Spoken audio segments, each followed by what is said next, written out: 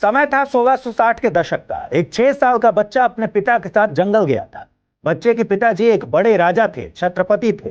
कोई अनहोनी ना हो इसके लिए ढेर सारे सैनिक उनके साथ थे। तभी अचानक से एक खूंखार जंगली शेर उनके सामने आ गया।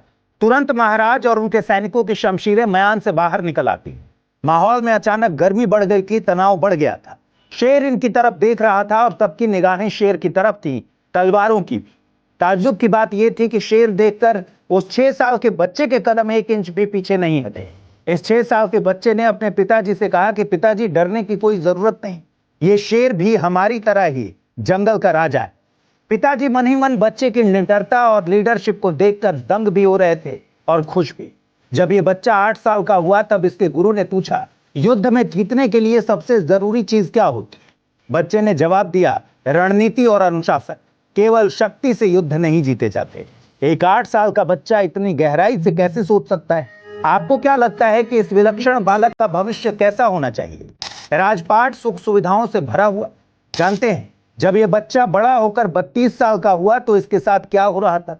32 साल के उम्र में इनके नाखून उखाड़ दिए गए थे, जीभ काट दी गई थी और लोहे की गर्म सलाखों से आंखें फोड़ दी गई थी। कहा जाता है कि इनके शरीर के टुकड़े टुकड़े करके नदी में बहा दिया गया था। जानते हैं इनके पिताजी का नाम क्या था? इनके पिताजी थे मराठा साम्राज्य की नींव रखने वाले, मराठाओं की आन बान शान, परम शूरवीर छत्रपति शिवाजी महाराज। और ये 32 साल के योद्धा जो नर्क जैसी यातनाएं जीते जी सह रहे थे, ये थे छत्रपति संभाजी महाराज उर्फ छावा। अगर आप सोचते हैं कि वीरता का दूसरा नाम क्या हो सकता है, तो जवाब होगा छत्रपति संभाजी महाराज।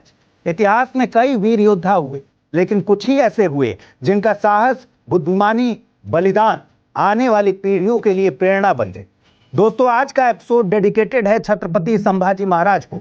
आज के एपिसोड में हम जानेंगे संभाजी महाराज कौन थे, कैसे इन्होंने मुगलों को अपने जीते जी नाको चने चबवा दिए, कैसे इन्होंने पुर्तगालियों सिद्धियों से लोहा लिया, किसने इन्हें धोखा दिया, कैसे ये औरंगजेब की हिरासत में आ गए, कैसे इनका बलिदान अमर हो गया। आप देख रहे हैं द फोर्थ डायमेंशन। मेरा नाम है अमृत।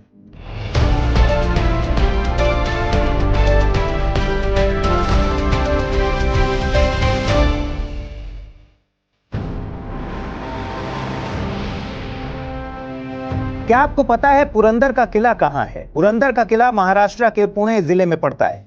यह एक पहाड़ पर बनाया गया है। यह किला पश्चिमी घाट में समुद्र तल से 1374 मीटर की ऊंचाई पर है और पुणे से 50 किलोमीटर दक्षिण पूर्व में सिचुएटेड। यह किला 14वीं शताब्दी में बीजापुर और अहमदनगर सल्तनत के राजाओं के अधीन था।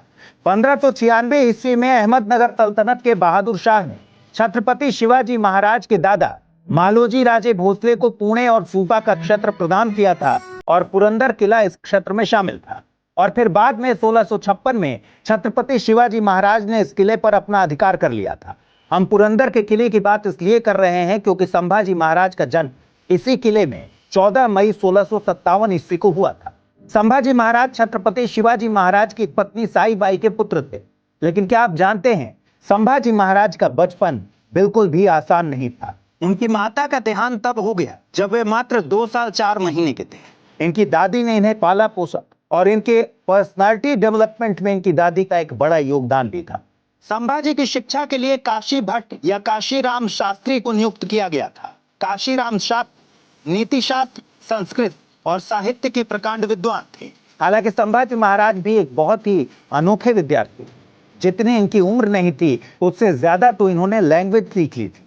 कम उम्र में ही इन्हें संस्कृत, मराठी, हिंदी, फारसी और कुछ यूरोपियन लैंग्वेज भी आने लगी। और तो और, जिस उम्र में बच्चे शास्त्र पढ़ते समझते हैं, उस उम्र में इन्होंने शास्त्रों की रचना कर दी थी।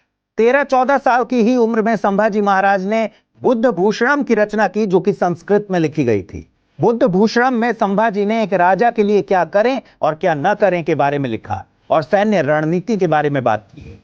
3 अन्य पुस्तकें, नायिका भेद, 7 शतक, नख शिखा, हिंदुस्तानी भाषा में लिखी गई थी। लेकिन इनकी शिक्षा केवल शास्त्रों तक सीमित नहीं थी। इन्हें युद्ध नीति, कूटनीति और एडमिनिस्ट्रेशन के भी दांव पेच आते थे। यानी संभाजी शस्त्र और शास्त्र के एक अद्भुत कॉम्बिनेशन थे। ऐसा होना वाकई में रेयर था।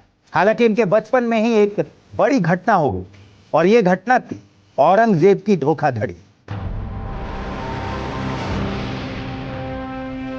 एक समय ऐसा आया था जब मुगल बादशाह